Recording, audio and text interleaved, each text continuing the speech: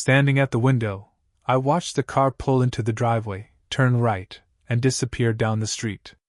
And all I could think was, why wasn't I more upset? I'd just watched 10 years of my life slip through my fingers, and somehow all I felt was this weird emptiness. No anger. No tears. Just a shrug and this nagging thought that I should probably go fix that leaky faucet in the kitchen. As I turned toward the kitchen, my mind started replaying the last half hour like a movie I didn't ask to watch. I had just gotten home from work when I saw my wife, Lauren, sitting at the kitchen table with a full glass of wine. That was my first red flag. Lauren never beat me home. She usually came in about 30 to 60 minutes after I did. And there wasn't a single pot or pan on the stove. That was the second thing. The third? The wine. Lauren doesn't drink wine unless it's a holiday or we're out with friends. The moment I stepped into the room, she asked me to sit down, said she had something to tell me. I grabbed a beer from the fridge and sat across from her. She told me she'd been feeling this growing distance between us over the last 6 months. She didn't know why, but it was bothering her.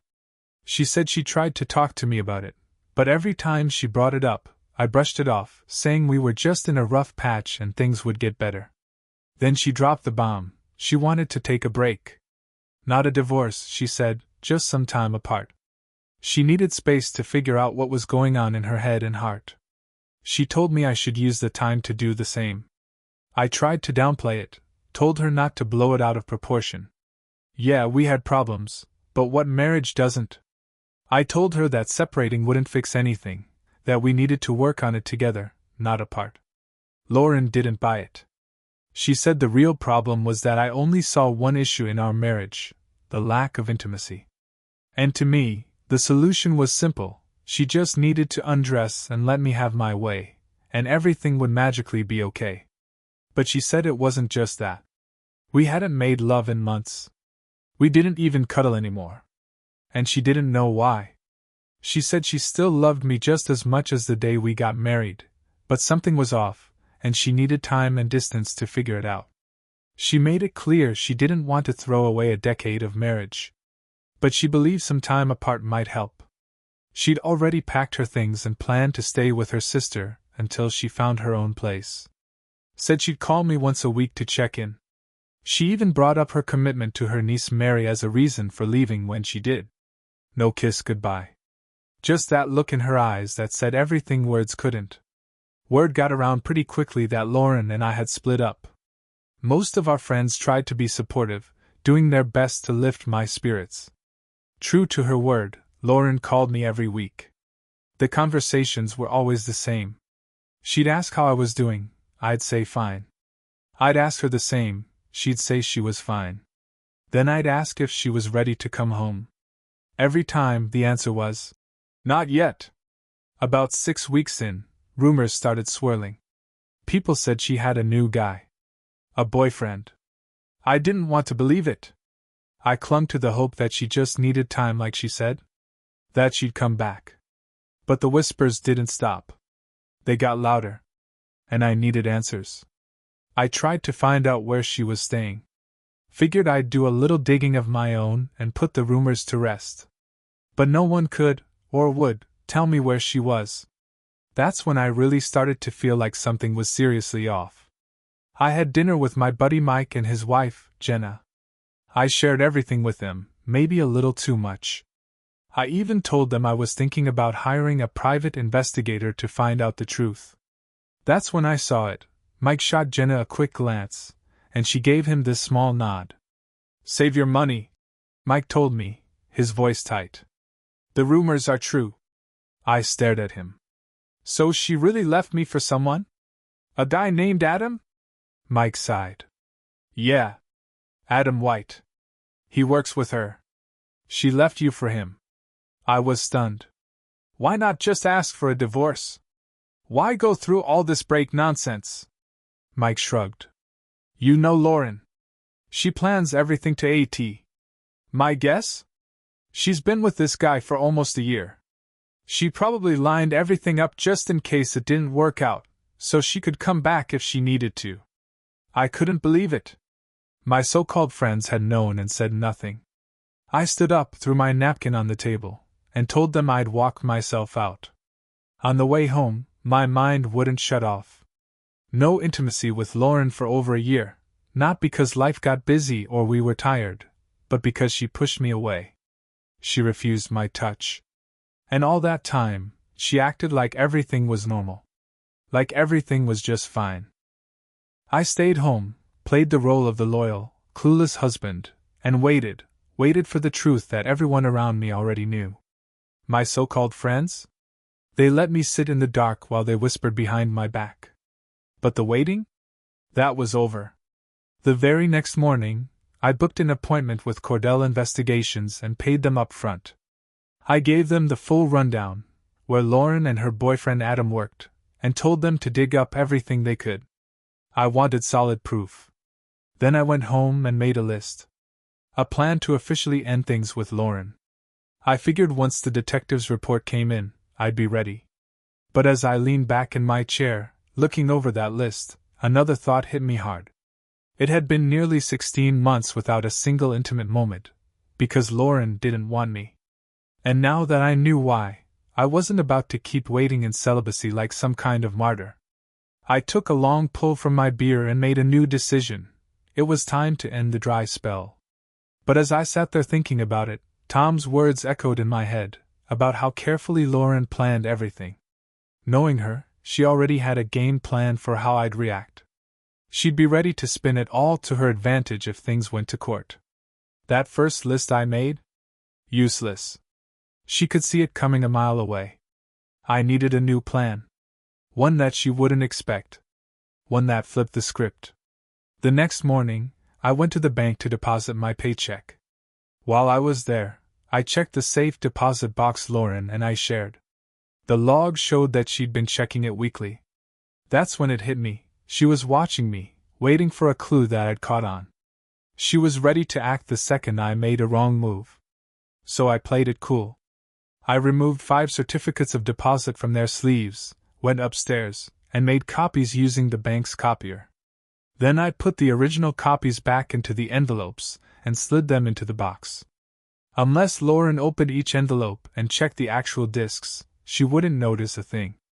Knowing she was monitoring my moves, I made sure to drop a casual line on my way out. Thinking about a fishing trip to Mexico, I told the bank clerk as I slipped my passport into my jacket. By the end of the week, I'd started cashing in the CDs one by one, twice a week. I paid the early withdrawal penalties, stuffed the cash in a safe place, and kept my mouth shut. I didn't trust credit cards. Too many risks. But I had an American Express that I always paid in full, a few company cards from Vaseline Corp., and a Visa with a low limit. Lauren, on the other hand, had at least 6 credit cards in her name, most with hefty limits. Every month, I'd pay off her balances and quietly keep a running tally of what she owed. Then I made another list, this one of everything I wanted. Over the next 2 weeks, I went on a quiet shopping spree using Lauren's cards. A new Dell computer, fully loaded. A digital camera. A new phone with all the bells and whistles. I even found a Remington 700 rifle on eBay. She'd be neck-deep in debt by the time I left. The house? It was hers, inherited from her parents, so I had no claim to it legally.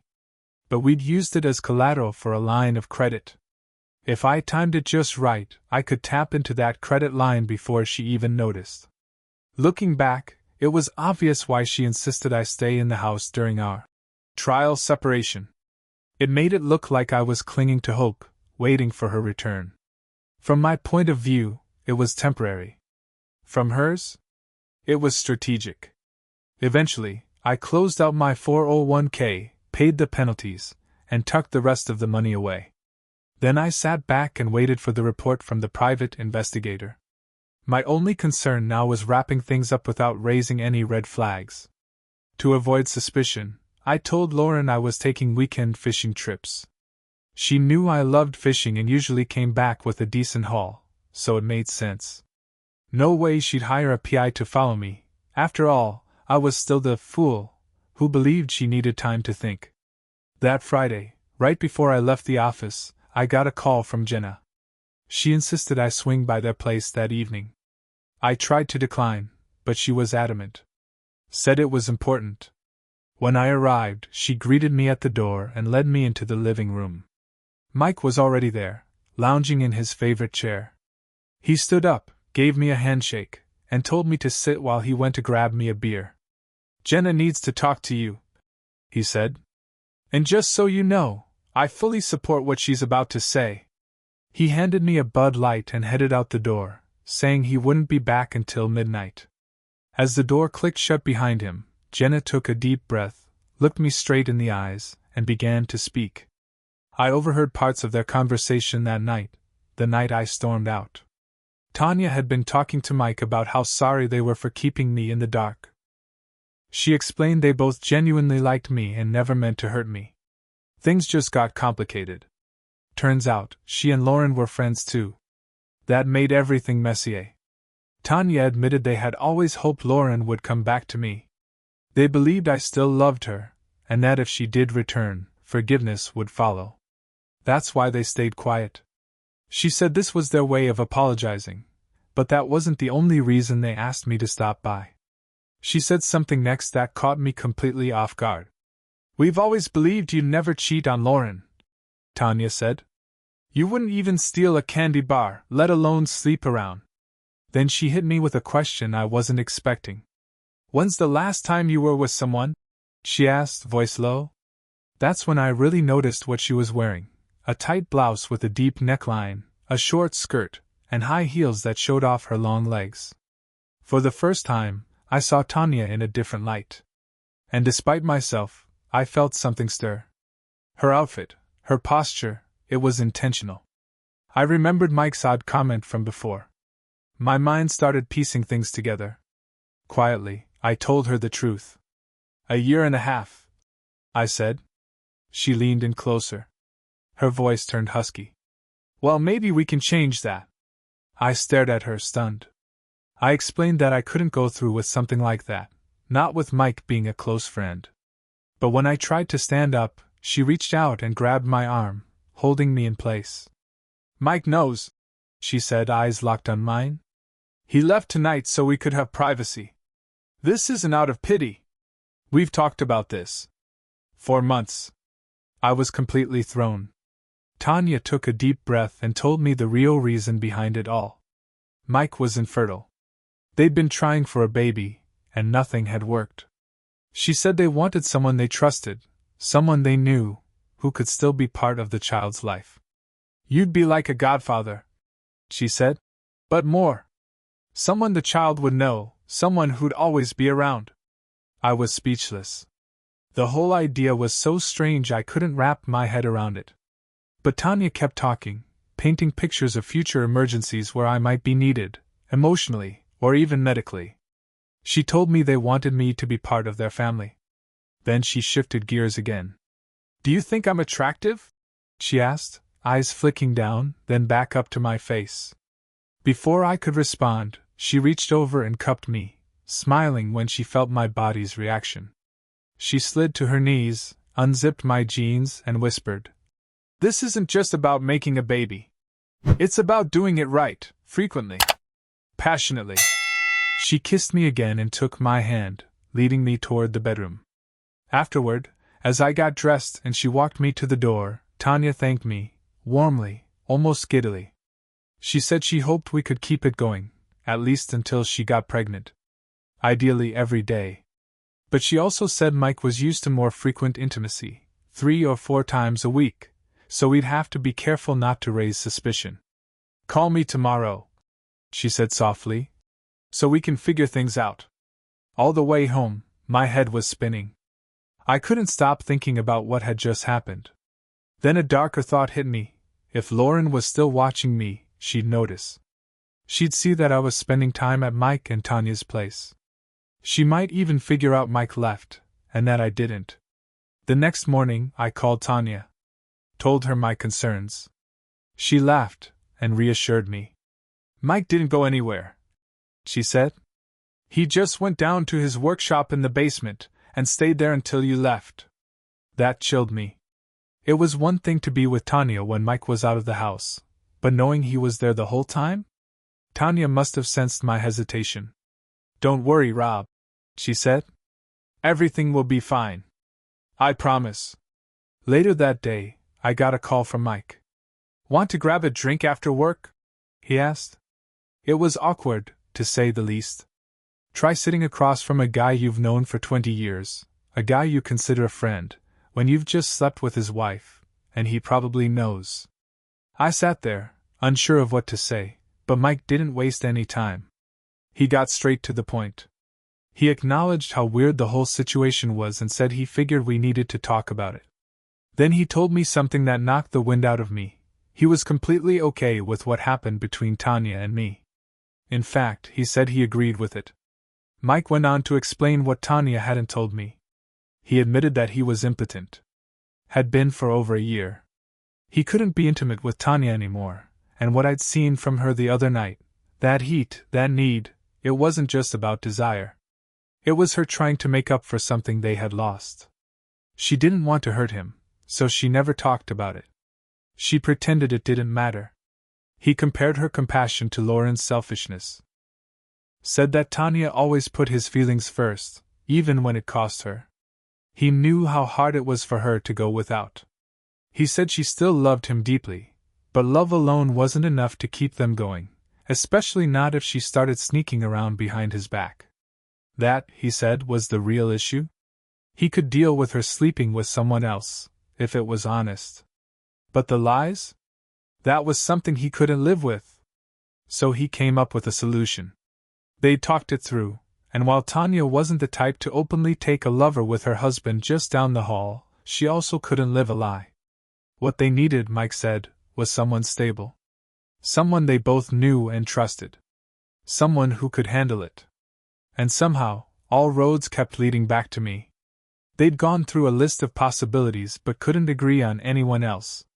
And yeah, there was the concern that if Lauren came crawling back, it'd all get shut down. But Mike didn't think that was going to happen. He was convinced Lauren would eventually realize what a mess Adam White was and try to come back. But by then, it would be too late.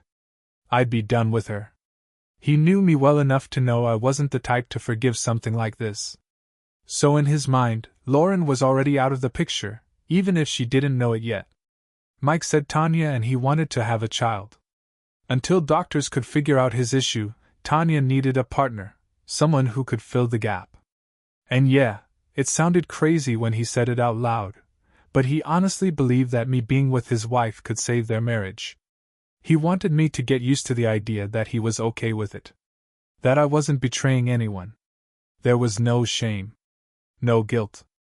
I didn't know what to say. It was just surreal.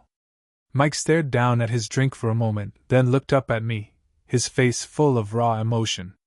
He told me how painful it was not being able to be with his wife. How the thought of losing her tore him apart. Then he asked me, really asked me, if I could help him. Help them.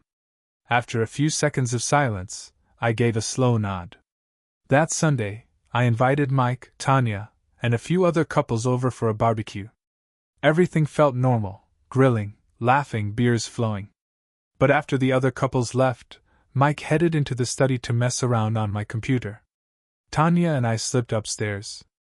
By the time I undressed, Tanya was already on my bed, legs open, practically begging me to hurry. We spent the next hour tangled up in each other. Afterward, as we caught our breath, she looked over at me and shook her head. She got off scot-free, Tanya said, meaning Lauren. I still can't believe it. She must be crazy, or stupid. It was clear Tanya had figured Lauren out a long time ago. Later, when it was time for them to go, Tanya gave me a kiss on the cheek.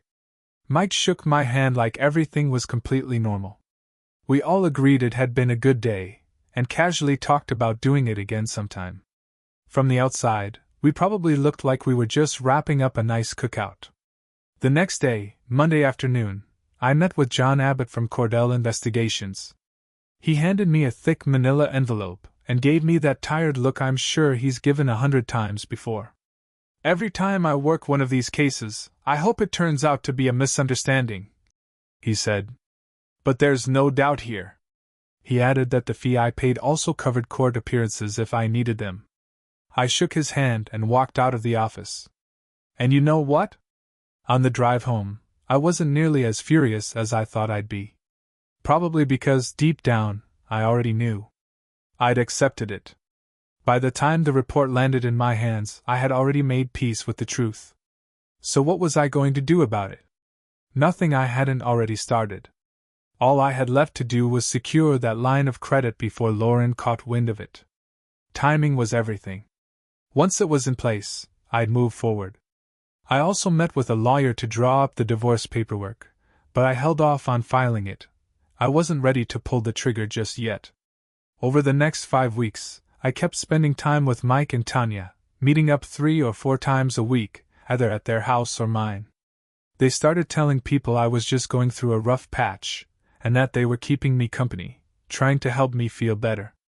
Lauren still called every week, like clockwork. But I stopped asking how she was doing or when she planned to come home. I didn't care anymore. Eventually, I'd had enough. I started writing checks against the line of credit, draining it down. Once the funds ran out, I found myself an apartment, packed up, and left the house for good. That's when I had my attorney serve Lauren the divorce papers. I didn't cite infidelity, I listed irreconcilable differences, instead. I didn't want her knowing I was onto her and Adam. She'd think I was just giving up. That maybe I just needed her to make the decision to come home. I figured she'd call, write me some overly emotional nonsense about me overreacting, then suggest we meet up, probably somewhere familiar like a dinner spot or a bar, to talk things over, calm me down, try to charm her way out of it. That's exactly what happened. She called, told me I was being dramatic, that lawyers weren't necessary. I told her I was tired of living in limbo, that she clearly didn't want to be with me, and it was time I accepted that and moved on. We agreed to meet at Angelo's. It was the first time I'd seen her since she left. And yeah, she looked good. I'd be lying if I said I didn't feel something. Truth is, I still loved her. But even if she begged to come back, I knew I could never live with her again. I didn't say that though. I just let her talk. She started feeding me the usual lines. She'd been seeing a therapist. The therapy was helping her understand herself better. She was making real progress. And she just needed more time. I know it's hard for you, baby, she said, voice soft. But it's hard for me too.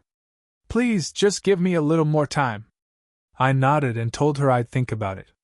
2 days later, I called my attorney and told him to move forward with Phase 2. He withdrew the divorce filing and mailed Lauren a notice saying the filing had been cancelled. She called me from work, sounding relieved. Thank you, she said. You won't regret this. I smiled to myself. No, I wouldn't regret it. But not for the reasons she thought. She'd find out soon enough. That night, I had dinner with Mike and Tanya. After we ate, Tanya and I headed upstairs. In her bedroom, she laid down a soft blanket and told me she didn't want it to be just about sex anymore. She wanted to make love. She was glowing. That Tuesday, she'd taken a home pregnancy test, and earlier that day, her doctor had confirmed it. She was pregnant. And I was going to be a father. Even though our time together that night was short, it was slower, more tender. Afterward, I told her I might not be able to see her for a while. I had to wrap things up with Lauren and Adam, and it might mean disappearing for a bit. Tanya begged me not to do anything stupid. The baby needs their dad around, she said, touching my arm. She guessed I was thinking about Mike's situation, how rough things had been for him, and told me not to let that cloud my judgment. Just because I got what I wanted doesn't mean I don't still need you, she whispered. The very next day, Adam White attended a Fraternal Order of Eagles meeting. He left in high spirits after talking with a few of the higher-ups about some possible advancement opportunities. He was practically glowing as he parked in front of his house that night. He got out of the car, locked it, turned to head up the walk, and never made it to the front door.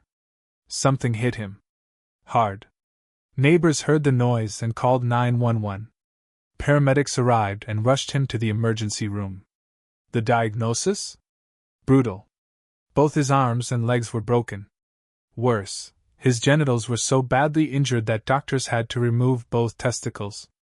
When Adam finally regained consciousness, he opened his eyes to find himself strapped into traction, both arms and legs in casts, completely unable to move. He turned his head, slowly, and saw Lauren standing beside the hospital bed. The look on her face. Pure horror. Then everything went dark again. I wasn't there. But I later heard exactly how it all went down. A man had walked into Adam's hospital room and approached Lauren, who was standing quietly near the bed. He glanced at Adam, still broken and unconscious, and asked her, "Are you Lauren Bennett?" When she nodded, he handed her a thick envelope and said, "You've been served." Inside were divorce papers. The grounds? Infidelity. As she opened the envelope and read the word, her face turned white. She looked at Adam, lying there in that hospital bed, mangled and helpless, and suddenly the weight of it all hit her. "Oh my God!" she whispered before collapsing into the nearby chair, sobbing uncontrollably. The police questioned where I had been that night. Turned out, I was playing poker, an hour before Adam left the Eagles meeting and for another hour after he landed in the ER. Ironically, Lauren had helped confirm my alibi without even knowing it. The guys I was playing with didn't need anything in return, but I still felt like thanking them. So I dipped into Lauren's credit accounts, one last favor, I guess. Her Visa paid for the digital cameras I gifted Bill and Steve. Her MasterCard covered the new laptop I gave Mike and the 19-inch flat-panel monitor for Phil. She even unknowingly bought the aluminum baseball bat, too.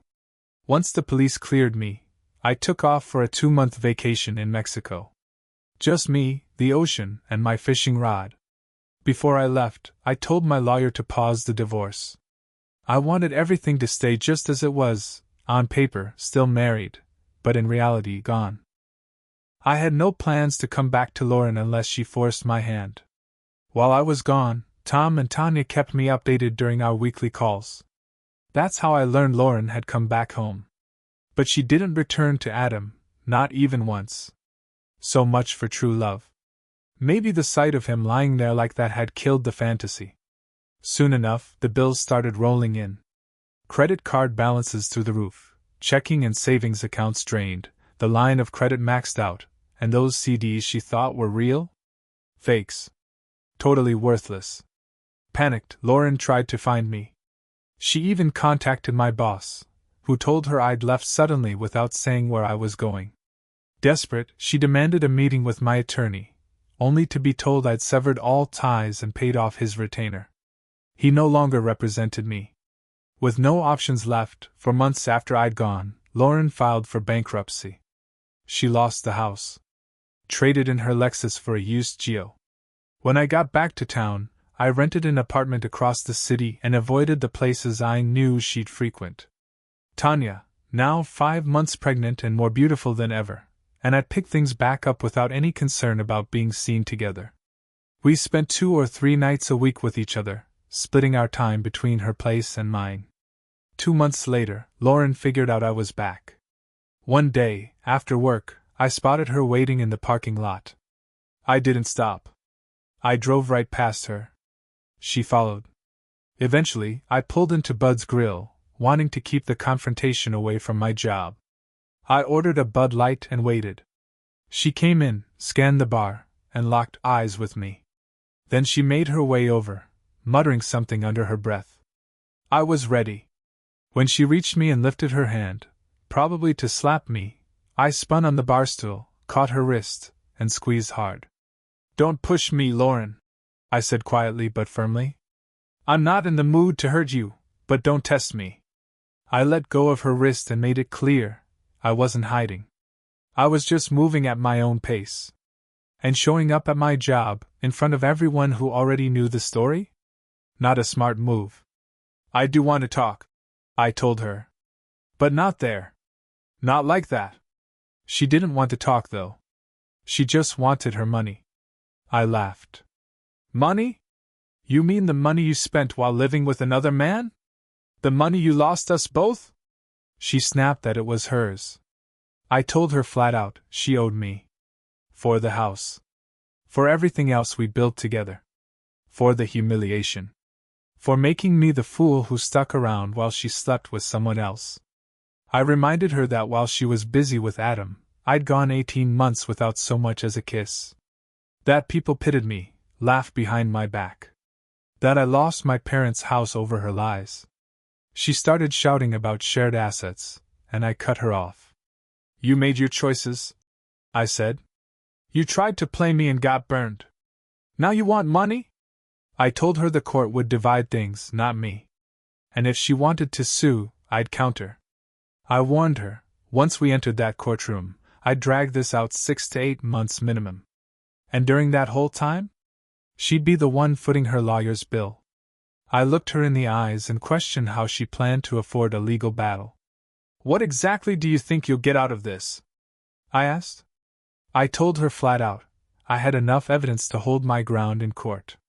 And if the case went sideways for her, she'd be the one stuck with the fallout. Worst case scenario for me? I said. We split everything, and then I just disappear. I've got no checking account. No savings. I lease my car. I live in a furnished apartment. You try to collect money, all you'll get is a judge's order to garnish my paycheck. Then I drop the hammer. And if they garnish my check, I'll quit. Just like that. What'll you be left with then? Nothing but debt and attorney bills. Years of dragging this through court and not a dime to show for it. I told her if she pushed me that far, she could expect a postcard from some quiet fishing village in Mexico. That's where I'd be, living off what I had left until it ran out. Thanks to you, I said. I've learned a lot. Like how to survive without you. And how to play the long game. I told her to face the truth. She manipulated me. She got caught. And now she was paying for it. I even suggested she count herself lucky. After all, she could still have a sex life. Adam? He'd never touch another woman again. Certainly not someone else's wife. When she accused me of being behind what happened to Adam, I leaned back and smiled. There's a big difference between suspicion and proof, I said. I asked if she was still working on that book she used to talk about, her great novel. Then I reminded her she hadn't seen Adam since the first day he landed in the hospital. She glared at me and accused me of taking away the only thing Adam had left. I snorted. Yeah, he had that going for him, I said. Wasn't shy about swinging it around either, was he? If I'd known you'd eventually crawl back to me, maybe I could have avoided all this. We sat there for a second in silence. Then I said, Funny, isn't it? What we could have had, if you'd just talked to me instead of lying. She clenched her jaw. You're such a prick. And you're a worthless phony. I fired back. I finished my beer, stood up, and said with a smile, Bless you, Lauren. Then I walked out. 3 days later, I got divorce papers in the mail, citing irreconcilable differences. I didn't contest them. She ended up with half of what we had, along with a court order saying I owed her for some of the borrowed money. I wished her luck, tossed the final decree in the trash, and moved on. And she did too, or at least, she disappeared. She must have believed every word I said because I never heard from her again. Funny enough, one thing everyone agreed on? Adam White was a jerk. Even jerks have friends, though, and one of them happened to be Lauren's boss. He didn't like the way she treated Adam after the incident. When the company started downsizing, she was the first to go. Nobody said it, but everyone knew she was fired. Unable to find work in town, Lauren packed up and moved to California to stay with family. Even her sister says she hasn't heard from her since. But that wasn't the end of the story. It was a sad ending, but also a beautiful beginning. Tanya gave birth to a beautiful baby girl, Martha.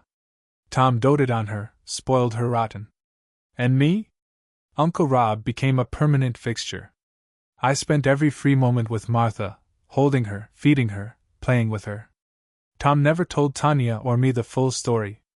We didn't know the real reason behind his condition. Turns out he'd been sick. The erectile dysfunction was a symptom, not the problem. Cancer. He never got it treated. By the time it was discovered, it had spread too far. He died quietly, never revealing the truth. After the funeral, Tanya handed me an envelope. On the outside, it simply read, "For Rob only." She looked at me and said, "I don't know what's in it. It's yours." I opened it and read, "Hey buddy. If you're reading this, I'm gone. There was a reason I chose you. Yes, I chose you, not Tanya. I knew I wouldn't be around. I wanted someone I could trust to look after them. And I knew I could count on you. Don't let me down, brother. Take care of our girls." I handed the letter to Tanya. She read it, and cried. I wrapped my arms around her, held her tight. "What are you going to do now?" she asked, her voice barely above a whisper. I looked down at her, then at little Martha sleeping in her crib. "I'm going to do exactly what he asked," I said. "I'm going to take care of my girls." 6 months later, Tanya and I got married.